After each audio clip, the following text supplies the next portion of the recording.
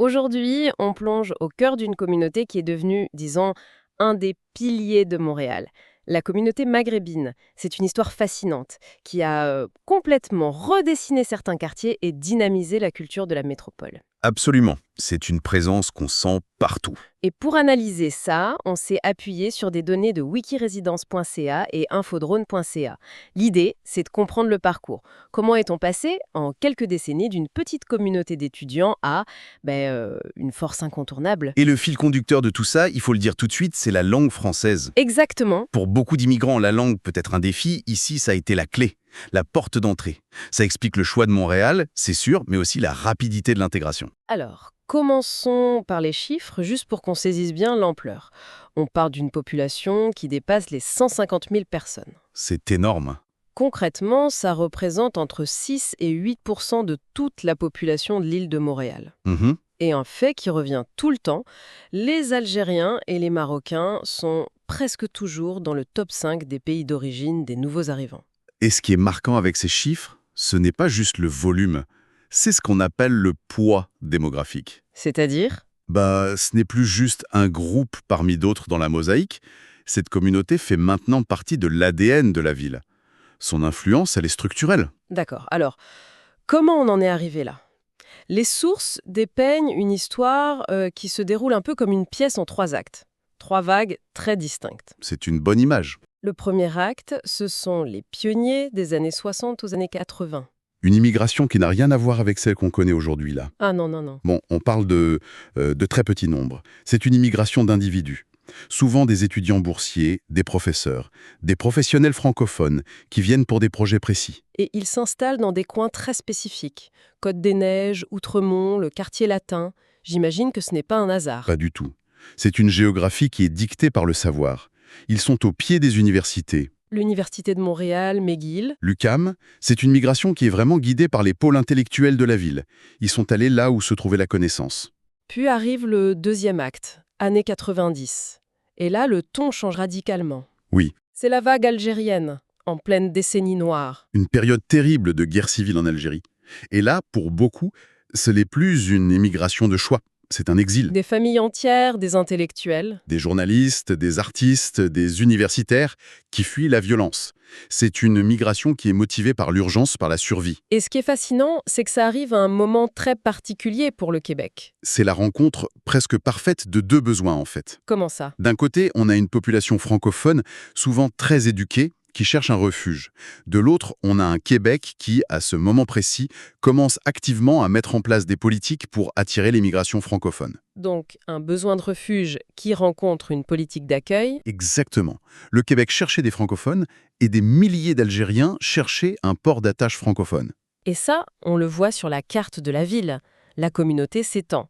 Côte-des-Neiges reste un pôle, mais on voit des familles s'installer à Saint-Michel, à Ahuntsic. Et la présence devient beaucoup plus visible, oui. Ce qui nous amène au troisième acte, des années 2000 à aujourd'hui. Et là, c'est encore une autre dynamique. L'échelle change complètement. C'est la vague la plus massive, venant surtout du Maroc et de la Tunisie. Oui, et la motivation change encore. On passe de l'exil politique à une migration économique, très stratégique. Ce sont des travailleurs qualifiés, ciblés pour leurs compétences. Donc ce n'est plus un hasard s'ils viennent. Pas de tout, c'est une politique délibérée. Le Québec organise des missions de recrutement au Maghreb, des salons de l'emploi. On va les chercher, littéralement. On va les chercher. On cherche des ingénieurs, des informaticiens, des professionnels de la santé. C'est une stratégie économique qui a directement façonné la communauté qu'on connaît aujourd'hui. Et logiquement, cette nouvelle vague s'installe ailleurs. On parle de Saint-Léonard, Villeray, Saint-Laurent. Et même de plus en plus en dehors de l'île. Laval, par exemple. C'est une expansion continue. Bon, on a les chiffres, on a l'histoire. Mais au quotidien, ça ressemble à quoi? Où est-ce qu'on sent le pouls de cette communauté? La réponse facile, c'est le Petit Maghreb. Sur la rue Jean Talon-Est, oui. L'épicentre symbolique. C'est ça. Mais je pense que ce serait une erreur de réduire la vitalité de la communauté à seul lieu. D'accord. Alors, il y a aussi les grands festivals, comme le Festival du Monde Arabe ou Orientalis. Des rendez-vous majeurs de l'été Montréal. Est-ce que ce sont juste de belles vitrines culturelles ou est-ce que ça joue un rôle plus profond? C'est absolument structurel. Ces festivals, ce ne sont pas des événements communautaires fermés sur eux-mêmes, tu vois. Mhm. Ce sont de véritables opérations de FEN, de diplomatie culturelle. Ils invitent tous les Montréalais à découvrir une culture riche, loin des clichés. Ce sont des ponts culturels. C'est intéressant de le voir comme ça. Et au-delà des grands événements, il y a des lieux du quotidien. Je pense à des institutions comme la mosquée Hassouna, des centres culturels comme Dar al-Maghrib, et bien sûr la gastronomie. Évidemment. Des commerces comme la boucherie Casablanca sont devenus des références pour tout le monde, pas juste pour la communauté. Et les restaurants? Ah, la Caïma par exemple, avec sa cuisine nomade. C'est une expérience incroyable. On a l'impression d'avoir quitté la ville. Exactement. Et c'est ça qui est révélateur. Ce restaurant ne se contente pas de servir de la nourriture, il offre une expérience culturelle. C'est une contribution très sophistiquée. Ou en classique comme le couscous sur Saint-Laurent. Qui est là depuis des décennies, c'est devenu une institution montréalaise. Parlons maintenant de l'économie. Les sources insistent sur le fait que c'est une communauté avec un niveau de scolarité très élevé. Et ça se voit. Oui, et c'est un point qui est frappant parce que ça défie un peu le narratif classique de l'immigration. Qui est de commencer par des petits commerces, la restauration. Voilà, et de monter l'échelle sociale.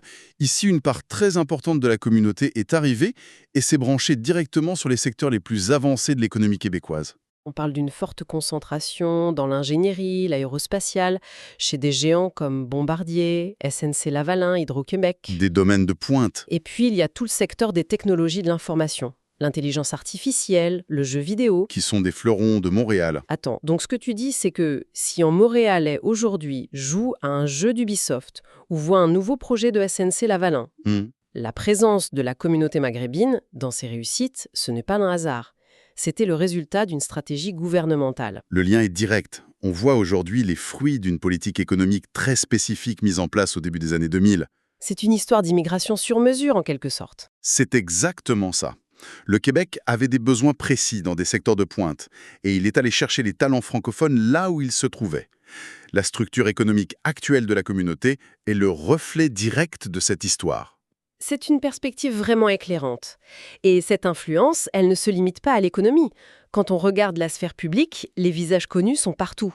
Dans tous les domaines. C'est ça qui montre la profondeur de l'intégration. Dans les arts et la culture, la liste est longue. On a des humoristes qui sont des vedettes, comme Rachid Badouri ou Adib Al-Khalidé. Au cinéma, une réalisatrice comme Monia Chokri, reconnue jusqu'à Cannes. En chanson, Linda Talley. C'est vraiment multidimensionnel. Et ça l'est aussi en politique, ce qui est peut-être encore plus significatif. Oui, on trouve des figures importantes dans des partis très différents. Marois Risky, une voix forte au Parti libéral du Québec. Et à l'autre bout du spectre... Haroun Voisy, l'un des porte-parole de Québec solidaire. Et puis il y a les intellectuels qui pèsent lourd dans les débats comme l'essayiste Djemila Benhabib. Et c'est cette diversité qui est si révélatrice. Le fait que ces personnalités se retrouvent du PLQ à QS et qu'elles participent à des débats de société parfois très polarisants, ça montre un niveau d'intégration qui va bien au-delà de la simple participation. Ça témoigne d'un enracinement profond. La communauté n'est plus une observatrice, elle est au cœur des conversations qui définissent le Québec. Et il ne faut pas oublier le monde des affaires, avec des exemples d'innovation assez spectaculaires. L'exemple qui vient tout de suite en tête, c'est Mohamed Agé. Le fondateur des fermes Lufa. Exactement. Un exemple parfait, c'est un véritable pionnier. Il n'a pas seulement créé une entreprise, il a popularisé l'agriculture urbaine sur les toits à Montréal. Il a amené une nouvelle façon de penser l'alimentation en ville. Donc si on résume, le parcours est spectaculaire. On part d'une poignée d'étudiants dans les années 60. C'est ça. Et on arrive à une communauté de plus de 150 000 personnes, solidement ancrées dans tous les aspects de la vie montréalaise. C'est vraiment un cas d'école d'une immigration francophone réussie. La communauté est devenue indissociable de l'identité de la ville. Elle a non seulement trouvé sa place, mais elle participe activement à définir le Montréal de demain. La langue a été la porte d'entrée et c'est indéniable. Mais aujourd'hui, la contribution va beaucoup, beaucoup plus loin. C'est une force motrice. Et pour finir, peut-être une question pour la suite. Cette communauté continue de grandir, de se diversifier. Les gens arrivent avec des parcours de plus en plus variés. La question qu'on peut se poser, c'est comment est-ce que cette identité maghrébine montréalaise va évoluer? C'est la grande question.